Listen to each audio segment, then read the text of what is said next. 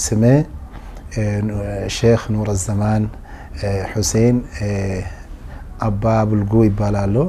ኦኬ ወይ ደግሞ ኑር ዘማን ሼክ ሁሴን አባ ቡልጉ ይባላል። ወደ ግቢ ወደ ጅማ አካባቢ ላይ አባ ከተጨመረ ይታወቃልና በቢዶ ጅሬ ቀበሌ በቺ ወረዳ የምትባልና በቡኖ በደሌ ዞን የተወለድኩትና አሁን ደግሞ በሸገር ከተማ ፉሪ ክፍለ ከተማ ገዳፋጂ ወረዳ በመሊክ አባ ጅፋር መስጂድ አዲሱ የተቋቋመ የዛ መስጂድ ኢማምና ኸጢብ በመሆን እያገለገልኩ ኡማውን እየኸደምኩ ይገኛለሁ ማለት ነው።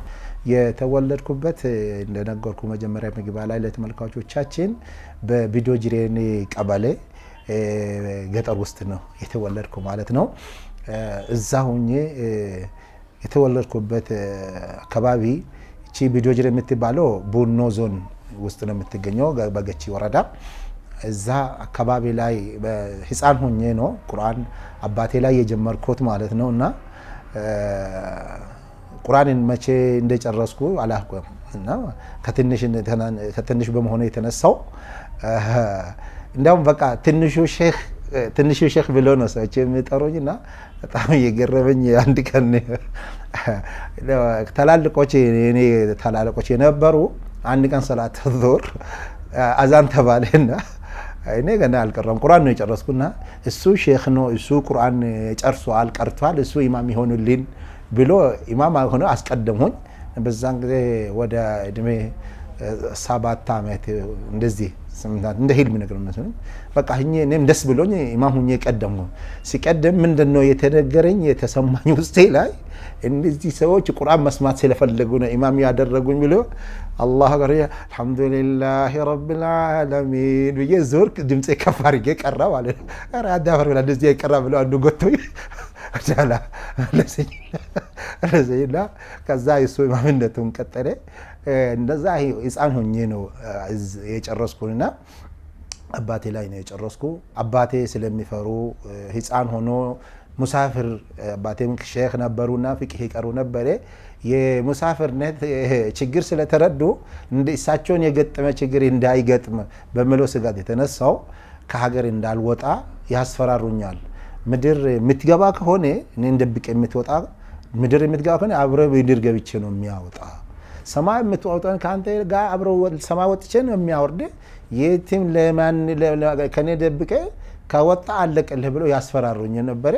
በቃ መደበቂያ ስለሌለኝ በቃ ቁጭ ብዬ ብዙ አመት ቆዩና እድሜ ወደ 13 14 ሲሆን በቃ የአባቴን ጓደኛ ሽማግሌዎች ነበሩና እነሱን ጠራቸውና አባቴን ለምኑልኝ እኔ ከጄ ኪታብ መቅራት ይፈልጋለሁ ጓደኞቼ ትላልቆች እየቀሩ ነው ኪታብ መቅራት ይፈልጋለሁ እኔ ማዓሊም መሆን ይፈልጋለሁ ብዬ ስለምናቸው ጓደኞቼ መጡና ብላባቴ ወላሂ እርሶ ሙናፊቅ ናቸው ለምን ልጁ ኪታብ ይዞ ወጥቶ እንዲቀራ ለምን ትከለክላችሁ ብሎ አባቴ ላይ ቆጣ ሲያደርጉ አባቴ ትንሽ ስሜታዊ ሆኖ ከዛ እኔም እንደ ህፃናት አረጋግተው በቃ እኔ ያሳቡና ሲቻለው አልሄድም ብዬ አረጋጋው።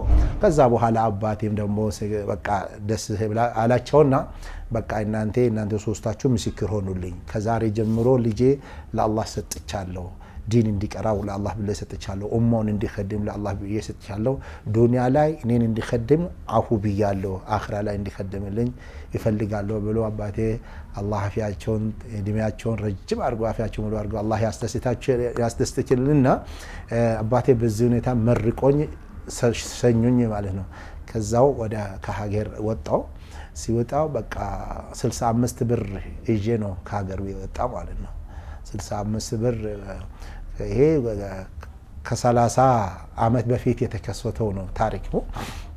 65 ይዤው ወጣው ደንቢ የምትባል ከተማ ለ20 ቀን እዛ ቆየው። አሁንም በቃ ከዛ ወደ ጋትራ የሚባል ከተማ ነበረ ሼክ መሐመድ አሚን ይባላሉ። ደንቢ ላይ ሼክ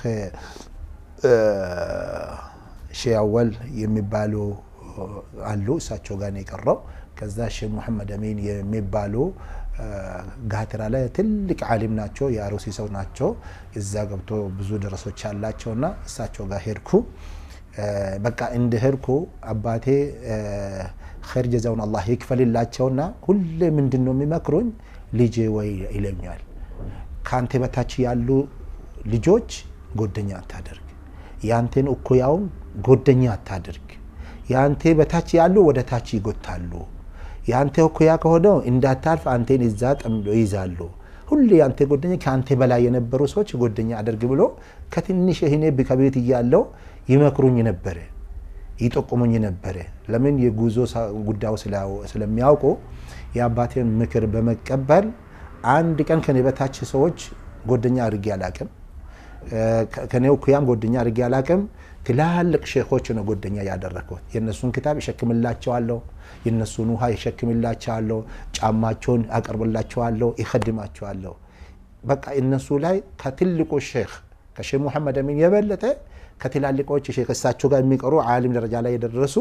ከሳቸው ነው ብዙ ክታብ የቀራሁና በዛኛው አመት ደረሶች 4 አመት 5 አመት የሚቀሩን ክታቦችን በአንድ አመት ለመጨረስ ቻልኩ ማለት ነው ከተፈጥሮ ክታብ አያስቸግረኝ ነበር መትኑንም ትርጉሙን በጣም ነው የሚገባልኝና ልክ ድሮ ቀርቶ እንደረሳው ሰው እንደዚህ ነው የሚታይና ምንም አያስቸግረኝ ነበርና ማረሳ ነገር ቁርአን ሱረቱል በቀራና ሱረቱል አለ ኢምራን ደብተር ላይ ነው ጽፌ እየጨረስኩ ማለት በእጄ ማለት ነው كتاب بقى صوفهم كقرآن صوف نو يلمركو إننا إني شيخ لقى قرأت جمركو دي تلالكو شو إني عرفت مبال نجار علاقم إني قرأت يمياكمو ستنياو واي لوضو سيجبا لسه بقى على أستاذين إني عرفت على سات أشوا حاموس دروسوش دعوة على دعوة سيوتو إني كتابون يجي وتعالوا لأن ساعة لأولت ساعة جوزو بيجري كدال أو ماكينة بزوم سلالة من مسافران برم سلالة بيجري هرقو سهدم يقرألو كتابو يقرأ يساكتشو هدالو سملسم كسب لسلم سملسم يقرألونا بزو كتابو چمن قلّاي نو يجرسكوت مالنو سلازي بعندها مت وستبات تقاداو كأصول الثلاثة جمرة است القرآن الكريم مختصر بكتاب التوحيد أصول الثلاثة كتاب التوحيد 40 النووية بلوغ المرام رياض الصالحين تجريد الصالحين تفسير القرآن هي بعند عمت شرشنو دقاقمي بقى شرسكون آهون إجيلا يعلن كتاب شرسكون كتاب ليلا كتاب اندال جزا عند بركيسي مستيلين بدرس هو أيستن بقى تجدد كتاب وده حاجة البيت من ملص جدي هون بيننا كجاترا يمبال كتما اسك جتشي وردا يمبال بيجر نو يتوقع اسكت مالنا مالا هيجي مالك أو هيساوني ما هيجي مالك بد منقد هيجي عند صوت مدرسة أغني وصوت أجر بيت يجباله كسوقه هنا منقد الله يهنا لو بقى دكمن مبلا نجاري جاتشين يلم عكا وستنو ما هيدا ما أكتن بقى قوتش على منقد الله مالنا سيدكمن مالنا كذا قوتش بلني يعلون بصوبت يلم بالله رحمت قوتش هني بالو باتقبت أزمامار أغنيو أزمامار منقل لها أغنيونا لقودني يوت أزمامار كو أغنيني الكود كذا غنين إندي كفرين ناوتا كذا دولان انتنا دركين يعنيان آوتين كتالي زافوش كتالي آوتانا السوم بلان تقمنا الحمد لله كتقمنا وحالا أزمامار كتفطرو بتقام سدمي وهاد المتي لك بحال كذا وهات إمتى دمو أهون دمو على سكدنا عليه تشجر لنا يوني ونزل عجنين تتن بزيونه تاو وده حاجة بتملي شيء زاو بق يعلن نبرينا جو بقول شيء أهون الكتاب ملص كتيرنا ملصني ولا ملص شيء الزع هوني مدقق مي كتاب ما دادوس كتاب وشين كريت شيء بعدنا ما تبزو كتاب كقربوا هلا بودة تانية عامته وده جورا يمي بار حاجة هيركود لتجويد القرآن لما سامر بتجويد لما قرأت ندشيل وده الزاهر كوت الزع عند عمته كقيو بحالا قرآن بتجويد كجرسكم بحالا አጋሩ አካባቢ ቁናጮ የሚባል አንድ ትልቅ ሼክ ነበሩ። አላህ አሁን ሞቷል፣ አላህ ይርሐማቸው። በሼክ ሳሌህ አብዱል ቃድር ይባላሉና ግን ሰው አብዛኛው ሰው ሼክ ሳሌህ ቡሉጋ ብሎ ይታወቃሉ። ሼክ ሳሌህ ቡሉጋ ለምን ተባሉ? ቡሉግ እንደ ውሃው ጠጡ፣ እንደ ንፋሳቸው አላህ ያቀለላቸው ያገራላቸውና ካስተማሩ ኡስታዛቸው የበለጠ የተሻለ ብቁ እውቀት ስላገኙ ቡሉግ ተሰየሙና ሼክ ሳሌህ ቡሉጋ ብሎ ነው የተሰየሙና እሳቸው ጋር ሲመጣ በቃ ራሴ ላይ ውሳኔን ወሰንኩትና በቃ እዚህ መቅራት የለብኝም። ይሄ ኡስታዝ የቀሩበት ሼክ የቀሩበት ቦታ ሄጄ ከዛ እኔም በትክክል ከሼካቸው ተቀብዬ እኔም ዓሊም ሁኜ መቅራት ማስቀረት አለብኝ በማለት በቃ ኪታቡ ሲቋረጥ ጤፍ ኮንትራት እንትና እንደዚህ ወስጄ በኮንትራት ጤፉን አጭጄ ቡናውም ሰብስቤ 300 ብር ሰበሰብኩትና መሳፈራ አደረኩት። ወደ ሐረር ሄድኩት። ሐረር 1 አመት በቃ እዛ ቆየው። 1 አመት ምንም አልቀራም። የኦሮምኛ ቢሆንም የሐረር ቋንቋ ኦሮምኛ ቢሆንም የጅማ ኦሮምኛ ቋንቋና የሐረር ቋንቋ ስለሚለያየው ዝም ብዬ ነው የሚያዳምጠው የሚቀመጠው እንጂ ለአንድ አመት አገር ምንም አልተረዳም ከኡስታዝ ማለት ነው። ከተማሪዎች ነው ከዛ በኋላ ነው የሚቀራውና ከዛ በኋላ ሼኻችን ሀጂ ዩሱፍ ጭሮ በማለት ይታወቃሉ። ጭሮ የሚባል ሀገር አለ ሐረር ውስጥ። ሼኹ ወደ አሩሲ ሲገቡ አሁንም ወደ አሩሲ ገባውና እዛ ፍቂሆችን ተፍሲሮችም ሱነኖችም እስከ ሱነን በመውለት እሳቸው ጋር ቀራው። ቁርአንም ኪታቡም እየቀራው እዛ ቁርአንም ሐፈዝኩት። እዛ ቆይታ በማድረግ ዳዕዋም እያደረግንም ከዛ በኋላ እንደ አላህ ውሳኔ ሆኖ የአላህ ጥሪ በመሆን በቃ ሐጅ በጣም ስለምንጓጓ ሐጅ ማድረግ አለብን ብለን ከጓደኞቻችን ጋር ተነጋገረን። ሐጅ ማድረገን ኪታቡን ገዝተን ወደ ሀገራችን መመለስ አለብን በሚል እንደ ሂጅራ በ1424ኛ ዓመተ ሂጅራ ዛሬ ከ20 ዓመት በላይ ማለት ነው በፊት ማለት ነው። ከዛ ወደ ሱዲ ሄድነን። አልহামዱሊላህ ሁላችንም አላህ ወፈቀን ሐጅም አደረግነን። ኪታቡን ገዛንና እዛ ቆይታ አደረግነን። ልክ እንደገባው የገጠመኝ ቁርአን አንድ አረብ ሱዲ ነው። ቁርአን መቅራት ትችላለህ ብሎ ጠየቀኝ። አዎ አልኩት። እስቲ ቅራልኝ ፋቲሃ ሲቀራ አለቀሰው። በቃ እንዲህ አይነት አፍሪካዎቹ ቁርአን መቅራት ትችላላችሁ፣ እንደውም በቃ የመስጂዳችን ኢማም ሆናችሁ ተራ ረመዳን እየመጣን ስለሆነ ታሰግዱናላችሁ በማለት ወይኔ መስጂድ ኢማምነት ሰጡንና ሐሙስ ነው የገባነው። ጁማ ቆይተን ቅዳሜ ኢማም ሆነን በቃ ከዛ ቀን ጀምሮ ኢማም ሆኜ በማሰገድ የተለያዩ መስጂዶች ትላልቅ መስጂዶች ኢማም ሆኜ በማሰገድ ልጆቹን በማሳፈዝ ወደ 7 ተማሪዎች አሉኝ። ኪታብም ቁርአንን የሚያስቀራቸውና ከአስር እስከ መግሪብ ማስቀራቸዋለሁ። ከመግሪብ እስከ ኢሻ ከኢሻ ደግሞ በኋላ ደግሞ እስከ 4 ሰዓት ሌሊት እንደዚህ ያስቀራው ለ5 አመት እዛ ቆይቼ ኪታቡንም ገዝቼ አልহামዱሊላህ ውድ የሆኑ ኪታቦችም ሁሉም ሱነኖች ከነሽራቸው ፍቂሆች፣ ተፍሲሮች፣ ፈትዋዎች ብዙ ኪታብ በእኛ ብር ከ300,000 በላይ የሚሆን ብር የሚገመት ኪታብ አልহামዱሊላህ ገዝቼ ወደ ሀገር ቤት እንደገባው እዚህ አዲስ አበባ ነው የቆየው። አዲስ አበባ ኮልፌ ቀራኒዮ የሚባል አብዱል መጂድ መስጂድ ብሎ ይታወቃል። ሙአዝ ኢብኑ ጀበል ነው መስጂዱ። አብዱል መጂድ መስጂድ ብሎ የሚታወቅ መወዳ ትምህርት ቤት አካባቢ እዛ መስጂድ ነው እንደመጣው እዛን ያረፍኩትና ከመስጂዱ አጠገብ ነው እዛው ቤቱም የገዛው የራሴ የግል ቤት እዛው ቤቱም እዛው ነው። መስጂዱ ሲጀመር ስራውም አብሮ ነው የጀመርኩት ማለት ነው። ለምን አቋሜ ደሞዝተኛ ሆኜ መቀጠል የለበትም በማለት ስራውም እዛ ጀመርኩ፣ መስጂዱም እኩል ነው የጀመርኩ።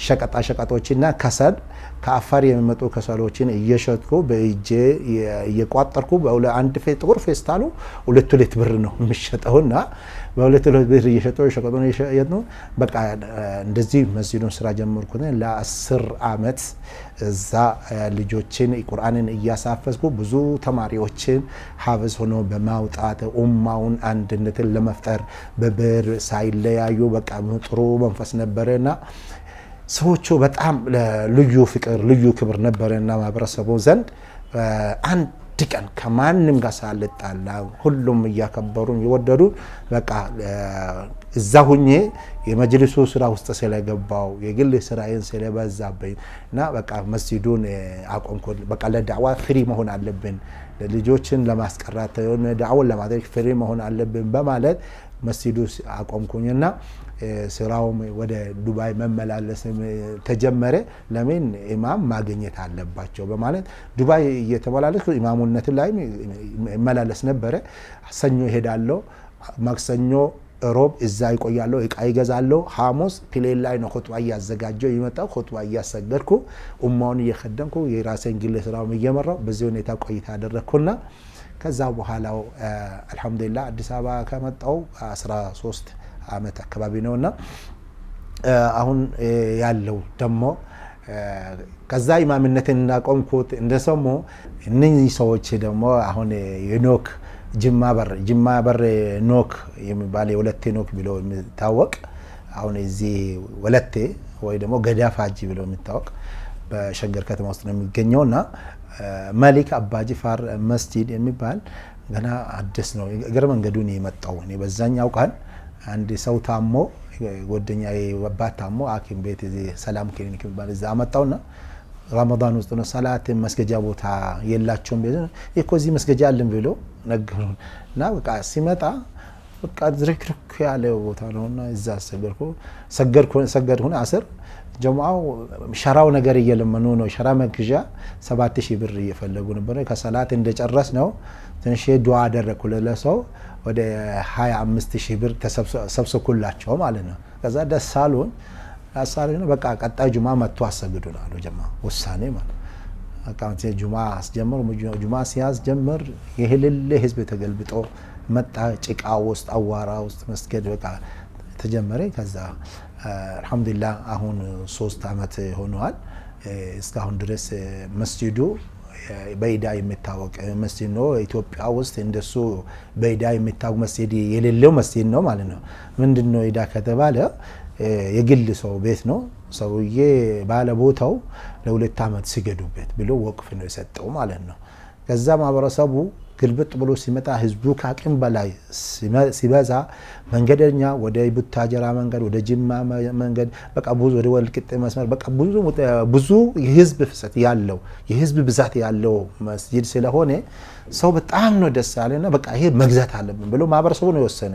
ኮሚቴ ሳይወስን ኢማሙን ሳይወስን ማህበረሰቡ ወሰነ። ከዚህ መውጣት የለብን ብሎ 2 አመት ሳይደርስ ብሎ በ60 ሚሊዮን ተስማምተን 60 ሚሊዮን መክፈል አለብን በሚለው አሁን ወንድማችን ስሙም መጠቀስም አስፈላጊ ባይሆንም እሱም አላህ ያቃል። አላህ ዱንያ አኺራውን አላህ ያሳምርልና 15 ሚሊዮን ቀብድ ከፍለን አሁን 45 ሚሊዮን ኢዳ ያለበት መስጂድን እያገለገልኩ አሁንን እየከደምኩን የፉሪ ክፍለ ከተማ እስልምና ምክር ቤት ሰብሳቢ በመሆኔን እየመራው እየከደምኩ በዚህ ሁኔታ ላይ ነው ያለውና ኢንሻአላህ እድሉን ከሰጣችሁ ደግሞ መስጂዱን መጎብኘትም ትችላላችሁ። በዛም ደግሞ ለኸይር ፈላጊዎቹም አላህ ጀነት ውስጥ ቤት እንዲሰራላችሁ የምትፈልጉ ሰዎች እዚህ አላህ ቤት ኢዳውን ሸክሞ ያለ መስጂድም ስላለ እናንተም ተሳታፊ ብትሆኑ ወላሂ ቢላሂ ተላሂ ትታደላላችሁ፣ ትጠቀማላችሁ። የገጠመን ነገር ረሱሉ ሰለላሁ ዐለይሂ ወሰለም ያሉትን ነገር ነው በተግባር ያየን ነው ማለት ነው። ነብዩ ሰለላሁ ዐለይሂ ወሰለም ምንድነው ያስተማሩና የነገሩን አሰፈሩ ቅጣቱን ሚን النار ብሎ ሐዲሳቸውን ለኡማው አበረከቱ ኡማውን አስተማሩ ነብዩ ሰለላሁ ዐለይሂ ወሰለም። ጉዞ ማለት ከእሳት የተቆረሰች ናት፣ ከእሳት የተወሰደች ነው ጉዞ ማለት ብሎ በቃ እሳት እንደሆነ ገለጹ ነብዩ ሰለላሁ ዐለይሂ ወሰለም። አይሻ ረዲየላሁ ዐንሃ ደግሞ የሐዲሱ ትርጉም በደንብ ገባሁላትና ምን ያንተ የአላህ መልእክተኛ ወሊ እሳቱ ነው ከሰፈር ከጉዞ የተወሰደ ያለች።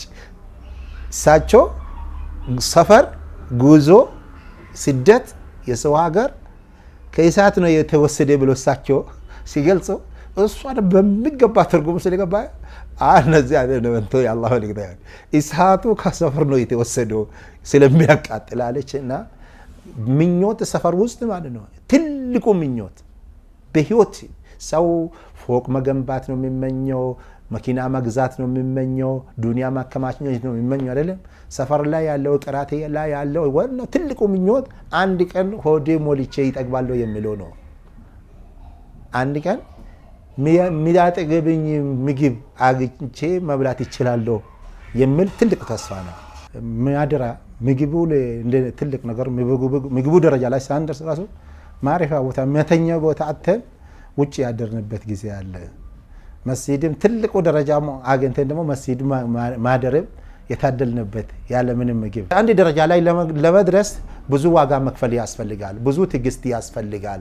በቃ ውስጥ ቆራጠኛ ካልሆንከው በአንዴ ትሰለቻለህ፣ በአንዴ ወደ ቤት ትመለሳለህና አንድ ቦታ ላይ አካዳሚ ትምህርትም ይሆን እስላማዊ ዲን እውቀትም ይሆንና ትልቅ ደረጃ ላይ ለመድረስ ጥሩ ዋጋ ይከፈላል። ዋጋ በፈሰጠው ልክ ነው የምታገኘው። ዋጋው የከፈልከው ትንሽ ከሆነ የምታገኘውም ትንሽ ነው። አንተ ደግሞ ችግሩን ተቋቁመን ታግሰ በቃ ጉዞን የምትቀጥል ከሆነ ትሸነፋለህ፣ ትልቁ ደረጃ ላይ ታሸንፋለህ፣ ትልቁ ደረጃ ላይም ትደርሳለህና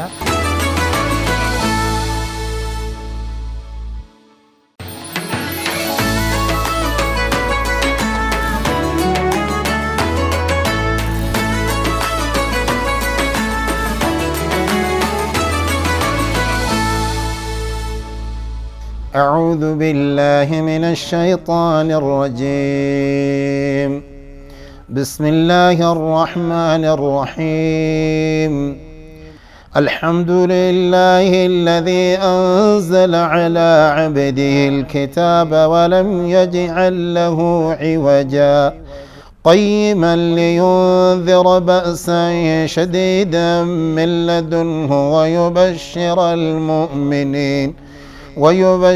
المؤمنين الذين يعملون الصالحات أن لهم أجرا حسنا ماكثين فيه أبدا وينذر الذين قالوا اتخذ الله ولدا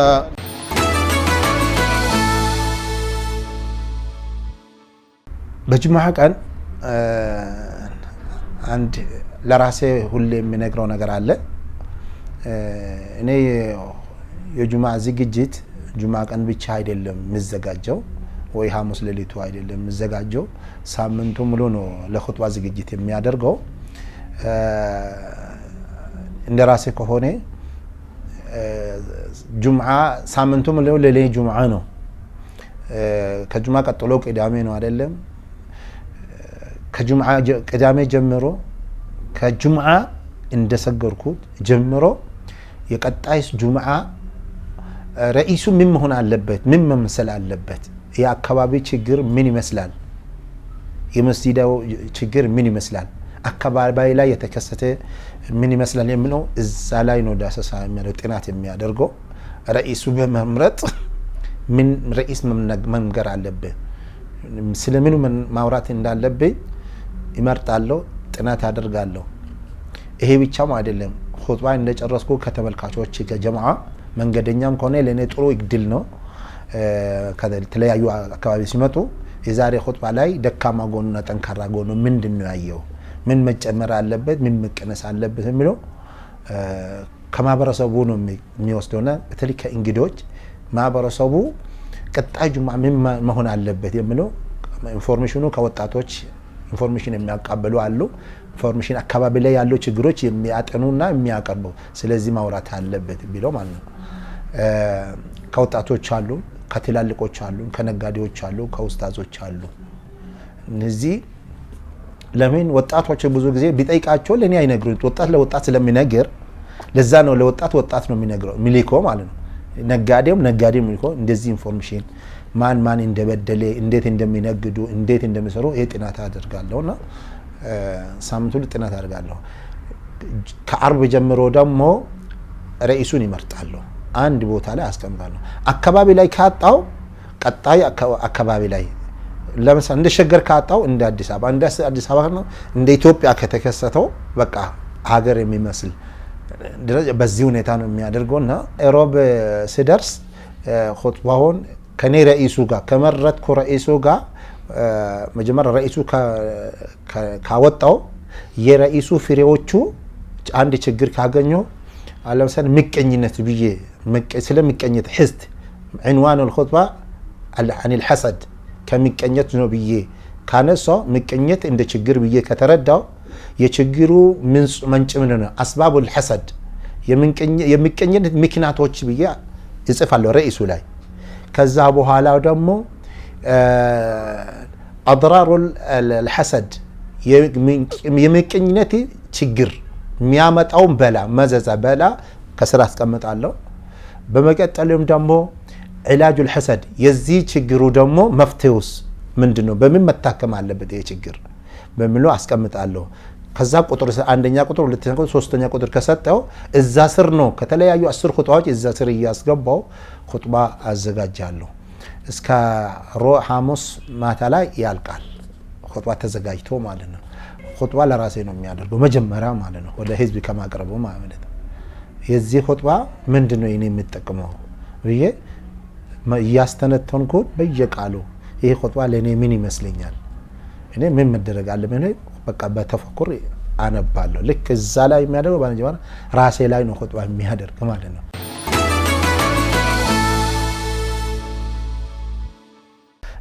ከዛ ቤቴ ሁለት ረካዓ ከሰገርኩት አላህን ለምኜ ይሄዳለሁ እዛ ሲሄድም ስጁድ ውስጥም ተህየተል መስጂድ ሲሰግድ ይሄ ነው ዱዓዬ ማለት ነው በቃ ያ ረብ لما تقولون ما لا تفعلون ከሚባለው ጋር ያ ረብ አትመድበኝ ለራሳችሁ ማተግብሩ ለምን ለሰው ታወራላችሁ የሚለው ጋር ያ ረብ አትመድበኝ እያልኩ ዱዓ እያደረኩ ሁለት ረካዓም ሰግጄ ከዛው ወደ ኹጥባ ይገባለሁ ማለት ነው